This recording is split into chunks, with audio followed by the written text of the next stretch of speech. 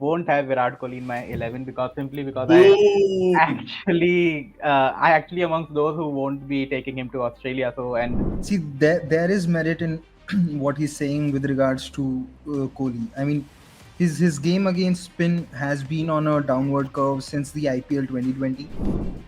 People talk about test cricket dying or this cricket dying, that cricket dying. I mean, cricket can't die if you just start having India Pakistan again. yeah, so first of all, I got a bit of goosebumps just thinking about that tour. I mean, Gurkira just recalling that 2004 tour so vividly.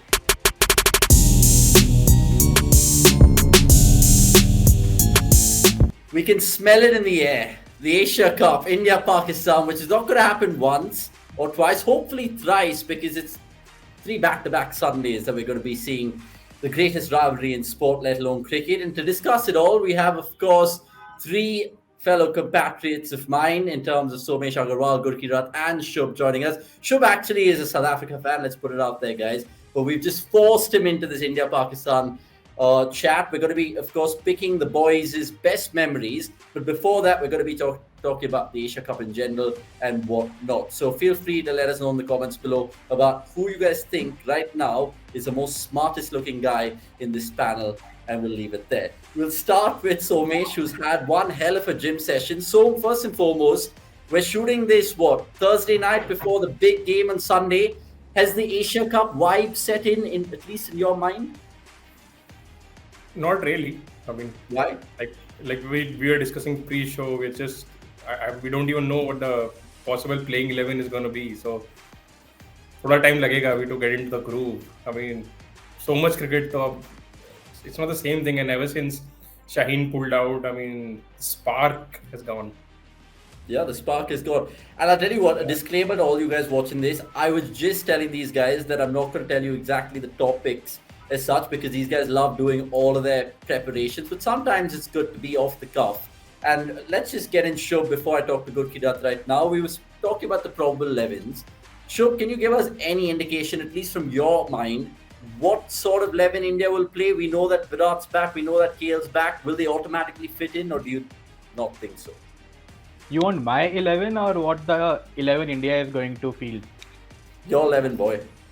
Okay, this if I'm being honest, I mean it will get me blocked. It will get my Twitter account into a lot of jeopardy actually. But yeah, I won't have Virat Kohli in my 11 because Boo! I actually amongst those who won't be taking him to Australia. So and knowing that this is a tournament where India should be fielding their best 11 in a multi-format tournament before the World Cup actually happens. So that is why I won't be picking Virat in my side.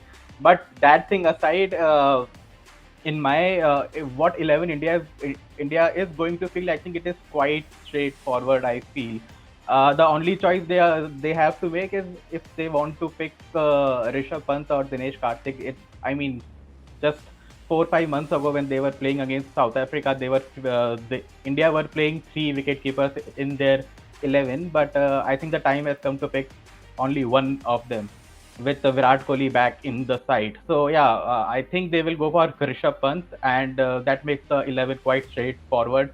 KL and Rohit will open, followed by Virat Kohli, Rishabh Pant at number 4, Surya Kumar at 5, 6 Hardik, 7 Jadeja, and then the 4 pure bowlers, which would be, I feel, Bhuvi, Avesh, Arshdeep, followed by Yuzvendra Chahal at number 11. So yeah, that is how I think it will look like in that India-Pakistan game.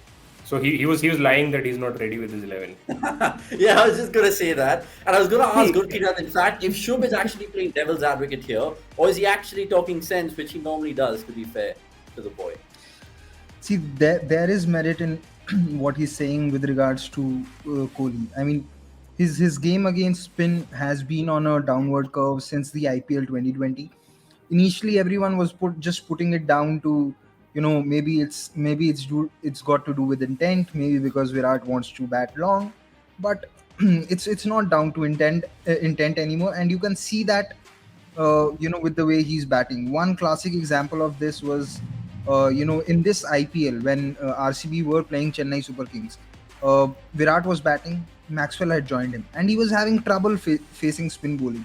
He was so restless to get off strike that he ran for a non-existent run, and Maxwell was run out. And so now, see, I have said this before. I have said this before on this podcast as well when we were discussing this earlier, that if the T20 World Cup was happening in Asia or in West Indies or maybe even in England, you could have easily said that Virat Kohli should not be making it to the squad. The fact that it is happening in Australia, you expect the pitches to be fresh and have a lot more pace and bounce than what you find otherwise all over the world, is what goes in Virat's favor. Having said that, if Virat doesn't have a good tournament in the Asia Cup as well, then it will start creating problems for the team management as well. And I think I said this when we were reviewing the West Indies, when we were previewing the West Indies tour, that I think the selectors have already made up their mind with regards to Virat in the World T20, because if they hadn't, then they would have asked him to play the West Indies T20s, because pretty much the Indian first 11 played there, unless if someone was injured or not available due to some illness or something. So I think they have probably decided that he's going to be there, but if he doesn't score runs, then it puts a lot of pressure on the team management to play other players. And with regards to what Shubh said, just one change for me in the 11. I'd probably keep out Ravindra Jadeja and play Dinesh Karthik. I know the risk is that India go in with only 5 bowlers, but the way Hardik bowled in England and in West Indies, I think India can afford to take that risk, and they can try out that risk in the games leading up to the World T20. Okay. You mentioned Kohli's susceptibility to spin. It's there, it's been well documented. But then, of course, RCB fans would be like, oh, did you see him play Rashid in those qualifiers? Which is just a flash in the pan. Let's see it there. So, I'm coming to you. Do you think that's the biggest headache right now, the Kohli conundrum? Or do you think something like India missing Bumrah, which has slipped under the radar, is actually the bigger headache? I don't think India missing Bumrah is a big headache, because as I see it, it's a very good opportunity for Arshdeep Singh, because whatever cricket he's played at every level, he's impressed quite a lot. He brings in that left armer angle, and he just bowls 6 different balls in an over, and which is just a skill in itself. So that's a very good opportunity for him, and that's how the management is gonna look at it. Frankly speaking, outside Pakistan, there is no real competition. I might end up eating my own words with Afghanistan or Sri Lanka upsetting India, and that might very well happen, because things can happen in a T20 game. But it's not that close a tournament as it once used to be. And with Shaheen out, again, balance tilts in India's favor quite a lot. So I don't think Bumrah's absence is going to be a headache. The key question is, the things that I'm looking forward to is who's going to open, because I really feel if Kohli has to play T20s, he has to open. Number 3, not happening, because potentially at number 3 he's expected to play spin, and there's this video that came out where he just trying those slop sweeps against Ravindra Jadeja, and Dravid keenly watching it. So that just tells me that message has been sent to him that he needs to get some new shots in his repertoire to counter spin. I see him playing, but what will his position be is the biggest headache. And to Gurkirat's point, I thought about it. Maybe they can go in with 5 bowlers, but then it's that itself is a different challenge. But I think in this Asia Cup, where, like I said, the competition, I'm not expecting the competition to be that close. So maybe they can give that a shot and see how the top 7 batters perform when all of them are playing together. Yeah, fascinating. In fact, I was just going to ask you, so who do you agree with more here, Shubh or Gurkirat? Because pretty much same team, but just one change. He's now gone for Jadeja, which is, of course, Gurkirat, and Shubh has gone for Jadeja and left out DK. Would you go for something else? The other way around. See, the point is, I think they'll go with the 11 that Shubh suggested, although I don't agree with it, because DK is pretty much your 6-hitter in the 11, right? There is no other... Right.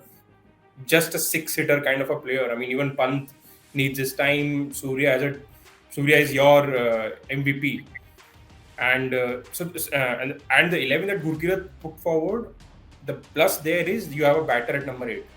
Yeah. Oh, not really. That is again a big challenge, because there's no Harshal. Yeah. So the thing is, under Dravid, And even before that, India wanted someone like a Shardul or a Harshal at number 8 who can actually bat. But right now you'll have a Bhuvi at number 8. So maybe then they'll want to strengthen the batting and have a good top 7. But Jadeja is an equally good batter. So I think Shubh's 11 is much more balanced, but Gurkirat's 11 sort of solves a conundrum where that do you want to leave out Virat or DK? It's interesting. Let's see how it all kind of unfolds, and you guys can catch it all on cricket.com. So download the app right now and check out all our analysis. There's going to be lots of stuff we're doing, mind you. There's going to be a watch along on Sunday. There's going to be a decoded on Sunday as well in the morning, and of course the pre-match analysis through all the articles. So what are you guys waiting for? Jump on the cricket.com bandwagon right now.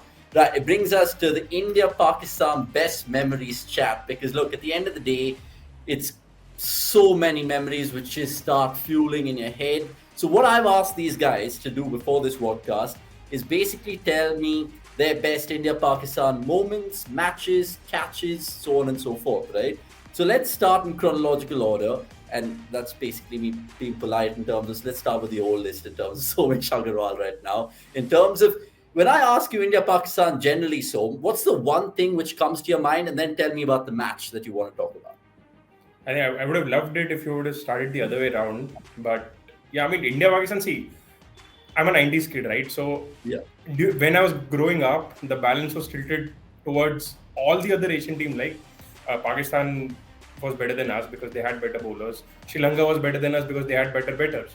So that happened, and then now there is a time when actually I see India can improve their record against Pakistan, but we are not playing them. So that is the biggest, cricket fans are missing out on the biggest deal, I feel.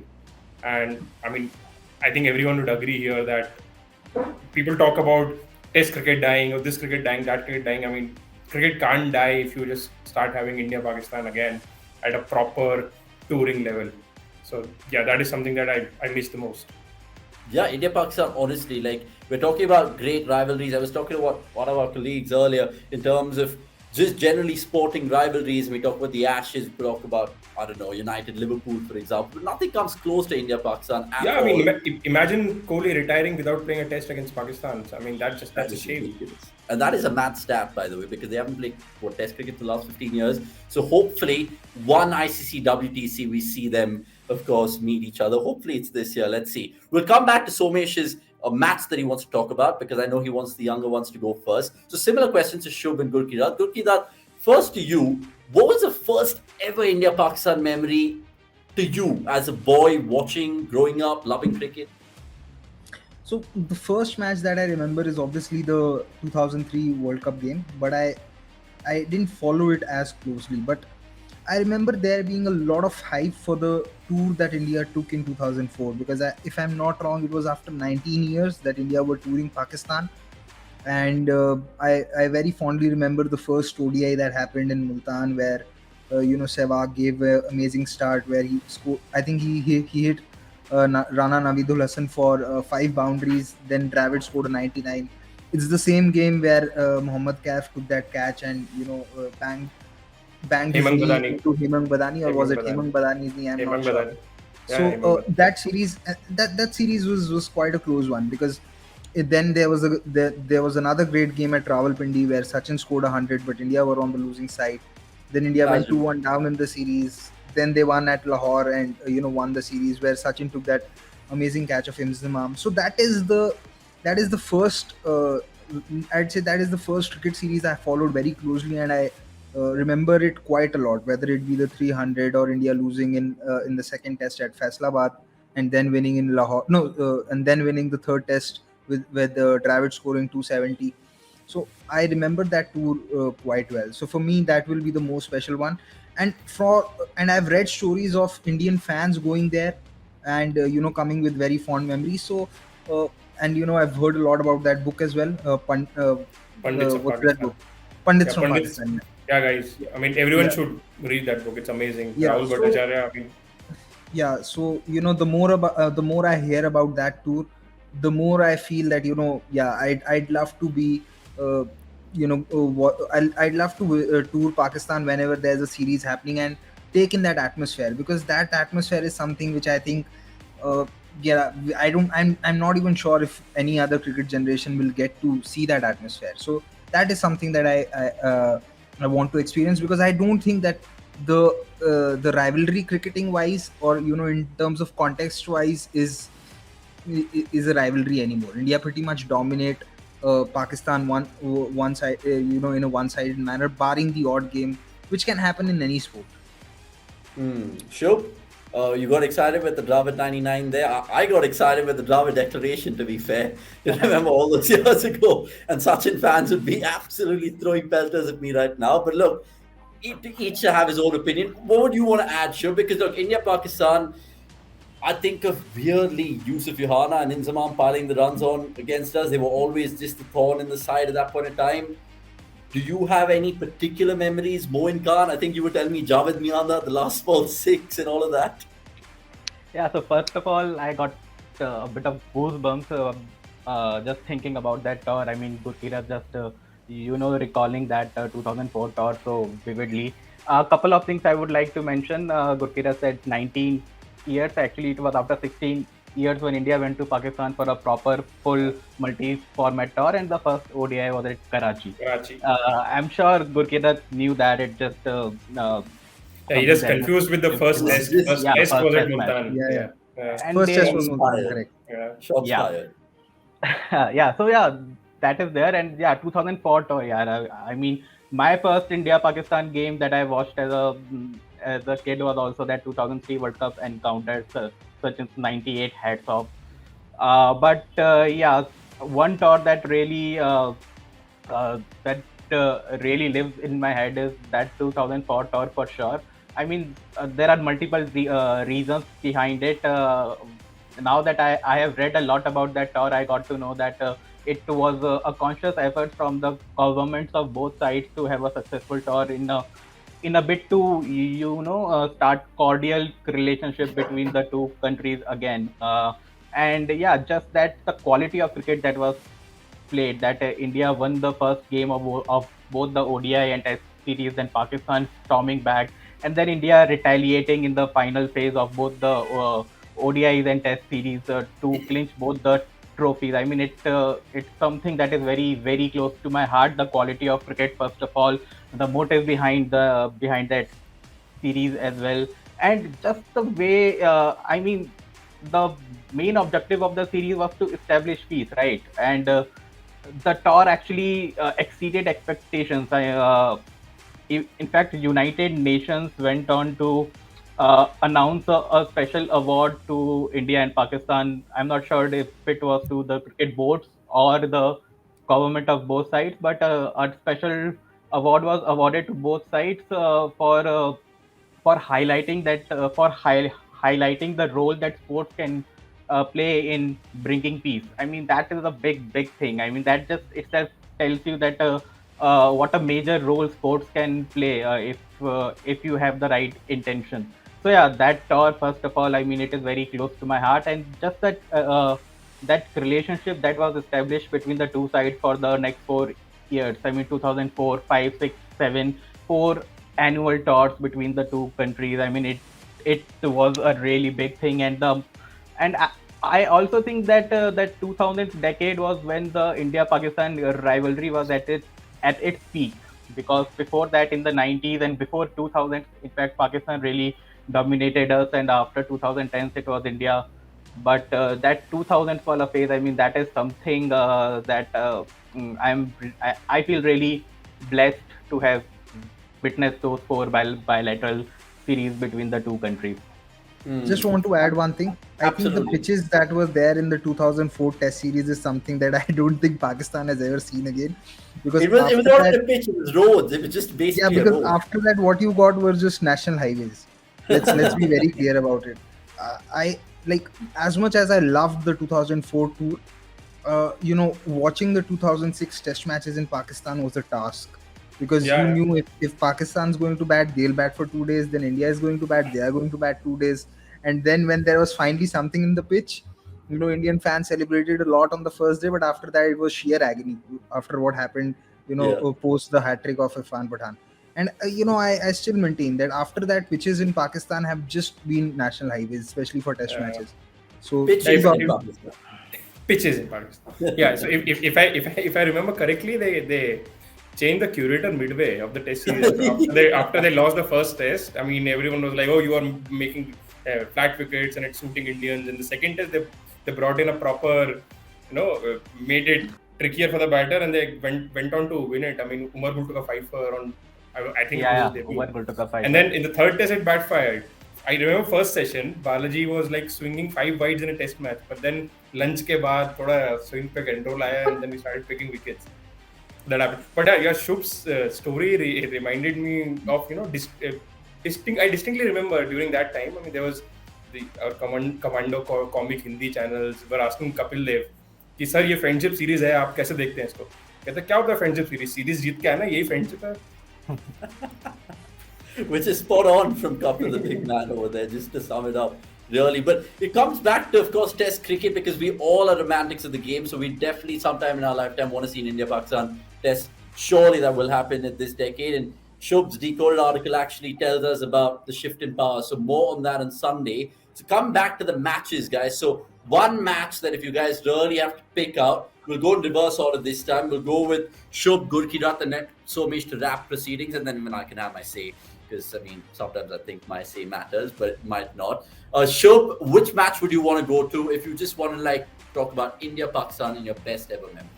First of all, Avnish, I would like to ask you, who do you think is younger between Gurkirat and me? I'm honestly shooting in the dark here, guys. You should never judge a book by its cover, but I will have a go here. I would think... I think you have already answered that, but you are wrong. But anyways, I'm coming... no, not No, me. I am younger. Oh shit! Age is just a number. Age is just a number for sure. So, but coming back to your question, I think 2004, that Karachi one day stands out for me. Apart from that, of course, that Rawalpindi Test match where India clinched the Test series as well. So those two are the games that stands out. But going beyond those bilaterals, I think. Sorry, let me just stop you there. The common theme in both those games you suggested was, of course, Rahul Dravid, right? I mean, let's put it out there. That is there, and I'm a bit biased as well. And although that Rawalpindi Test was quite one-sided, but that Karachi ODI, that was a thriller in every sense of the word. I mean, I have to pick that. I may be repeating myself, but Karachi, you cannot look beyond Karachi one day as one of the best ODIs that I have ever seen. Going beyond the bilaterals, I think the drama that we saw in the 2007 World Cup, both the T20 games, that is also, I mean, you just cannot ignore that. As a young Indian cricket fan, my heart was going up and down throughout both those games actually. And India really didn't do well with the bat in both the games, but the way they came back with the ball, and Pakistan actually helped us. So a common theme where India have actually managed to trump Pakistan in World Cup games is that Pakistan have not been able to hold their nerves in the crunch situation, and that 2007 both the T20 World Cup games were really some great examples of that. So in the air, Srishan takes it. Just channelizing my inner Ravi Shastri. I mean, it was great moments, like Shubh said. There were some bizarre moments in that 2007 World Cup, like you said, the bowl out, Sohail Tanveer hitting a six. Whoever envisages these things, right? That first six, I just want to add one more thing. That first six from Sohail Tanveer in that final, I mean, when he walked out to bat, I thought, okay, the game is in our pocket, and then he faces the first ball. He just smacks it over square leg for a massive six. I mean, I was like, come on, guys, give us a break, end this game, give us the win, whatever it is. I just cannot take another twist in this game. And Sohail Tanveer actually struck back-to-back sixes, if I'm not wrong. So, I mean, what a game that was. Great stuff. So Shubh is gone with 2004. I'm guessing a year later, Gurkirat has chosen something really fascinating. When he was telling me this off camera, I was still trying to struggle to paint a picture of it, but he can, of course, tell us the story right now, or the match, so to speak. So this is from 2005 when Pakistan actually toured India.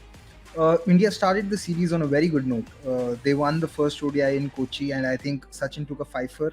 The second ODI was in Vizag, where MS Dhoni scored that 148.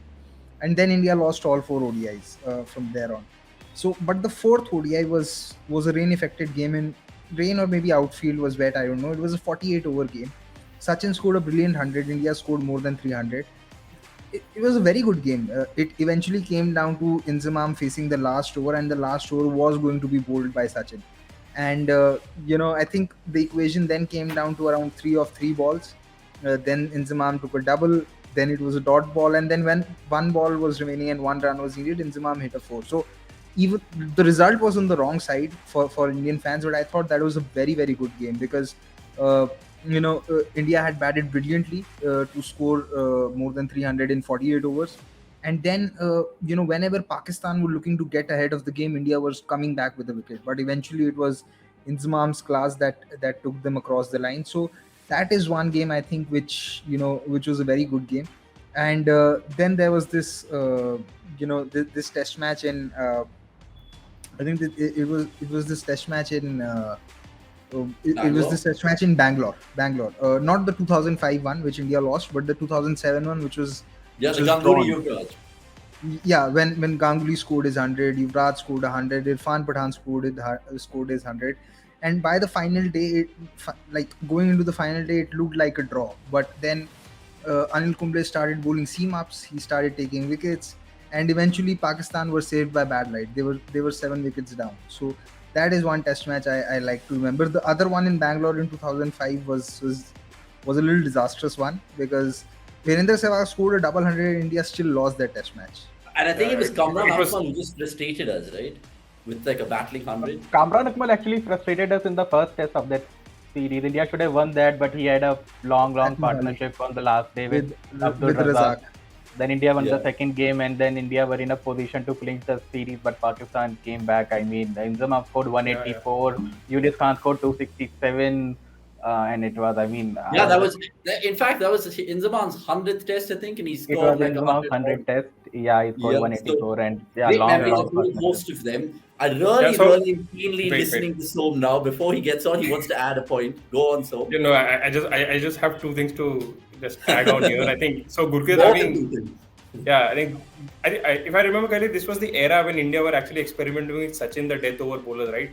Asking him to bowl round the stumps and outside the leg stump and turning back in. Yeah, bowling leg Yeah. spin, which was pitching outside And this was leg and two then kinds of bowling Sachin. across. The one leg spin Sachin and the medium pace Sachin, right? No, leg spin Sachin, off spin Sachin. Off spin Off Sachin spin. to lefties, both pitching outside leg stump and turning it away from them.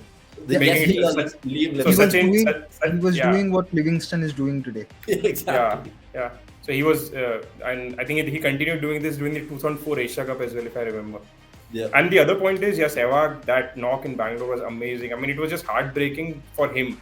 I mean, I was just feeling for him that what a knock and ended up on the losing side.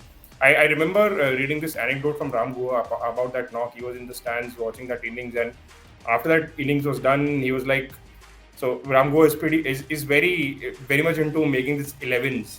So after that knock, he just stood up and said, his childhood hero Gundappa Vishwanath has to go out of all-time India 11 because he has to make way for Virendra Sehwag.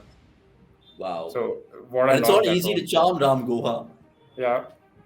So well done, Yeah. Sehwag there. But going back to your match memory, so I have a feeling that you picked out one from the archives. It's an absolute gold treat for people who are actually the 90s kids or even the yesteryears.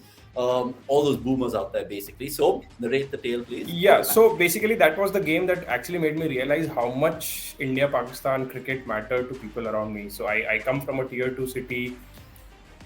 I have distinct memories of 1996 World Cup. I still remember watching the first innings, and at second innings we had to go out for dinner. So I just could not just watch the entire bit.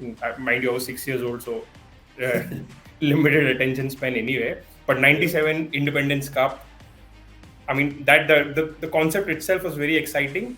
Because Sri Lanka was not involved, I was happy that maybe we'll get to play the final, because if they would have been involved, I mean, after 96, the dynamic completely changed, as I mentioned earlier. So India, Bangladesh, Pakistan, best of 3 finals. The tournament itself was planned very well.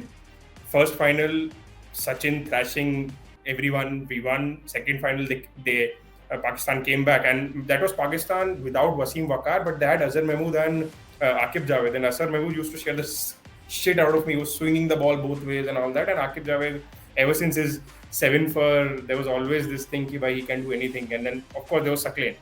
In the finals, India had like 314, 315 to chase, and something which is unheard of. something which And was at unheard that point of in time, back it's a in. world record. Yeah, it was a world record. And during the innings break, all of a sudden, India came out to bat. They need 315 or 48 overs, and I was like, "What the hell, man? Why 2 overs got deducted?" And there was this silly rule that, भाई तुमने time लेके डाला है तो 2 overs तुम्हारे deduct हो जाएंगे. Now you have to stay this around 48 overs, and I was like, "No chance. 3-1-5 in 50 overs not happening. Let alone 48 overs." And then again, Sachin blasting his way through, and Ganguly scoring a mad 100, and 2 runs needed of 3 balls. Rishikesh Kanetkar hitting the 4, and I could hear 7-year-old hit. Oh, I was there were crackers around me, and I was like, oh, अच्छा, okay. I didn't know कि दिवाली के अलावा भी पटाखे वटाखे जलते हैं भाई. So I mean, I remember that day, and it was just good time. And since then, I mean, that day itself made me love cricket even more. And then of course, Rishikesh Kanetkar had that honor of hitting 4 again in that Sharjah final against Australia. So yeah, I mean, the forgotten hero of 2 boundaries, 2 match-winning boundaries in finals. Yeah, I mean, when Som told me about this, viewers and Shobhan Gulkirat, I was, of course, Googling the scorecard because I don't think I would have seen this game. And then, thanks to the highlights, we were seeing it. And then 2 things struck out. Robin Singh batted really high up the order, and he supported Ganguly superbly well. And it was ridiculous because, like you said, Azhar Mahmood, even though he looked like an absolute twat. Sorry, Azhar, if you're watching this. He had like a small mustache, but he was bowling absolute charmers, and India just took the game away. It was remarkable. So I completely resonate with Som here because as a child, you're caught up in this whole fanfare of India-Pakistan. Cricket anyway is a religion, and I'm sure like the firecrackers and all of those memories are stark in his head. And Shobhan Gulkirat, of course, picking their moment. So let us know what you guys think in terms of your best matches that you've ever seen India-Pakistan in any format. I know we're going into the T20 season right now, but like you heard from the boys, some fascinating moments out there. Just let's end this podcast by just predicting Sunday's affair, guys, because I know we're going to face them, I think, in the Super Fours and potentially in the final. Let's see who has egg on their face and who doesn't, and then we'll clip it out for social media banter later. India, Pakistan, I want you guys to tell me a winner and how much they're going to win by. You guys can even say deja vu like last year, Pakistan 10 wickets, but then don't ever expect any Twitter forward. Who's going first? Yeah, okay, I'll go first. I think if India bat first, they should be able to chase. I suppose if India bat first, I think they should be setting because it's in Dubai. They should be setting something around 180, 190, and from there on, I think a 20 or a 30 run win should be something that they look forward to. Because I've seen the Pakistan squad. I think that Pakistan are a little light on batting. They've gone in with more than a few all-rounders, so maybe they might try and try out new combinations. Would be interesting to see if they actually play Haider Ali or not. So if India bat first, and especially the way India have been batting, I think they'll be able to put up a total which is 10 or 15 runs more than par, and then hopefully the bowling does the rest. If they bat second, I expect them to chase whatever there is by the 18th or the 19th over. I think that's a fair expectation, barring a Mohammad Hasnain or a Naseem Shah or no left armers. We don't have to worry. The no left armers. Actually, there was something else that came up, that Dushman Chamira is also out, and he also enjoys a brilliant record against Rohit Sharma. So Rohit Sharma should be having a good tournament. Asian supremacy before it even all starts. Even there is no Imad Wasim. I mean, there is no chance of any sort of dibbly dobbly. No, but there is Nawaz. There is Nawaz and there is Dushman Shah.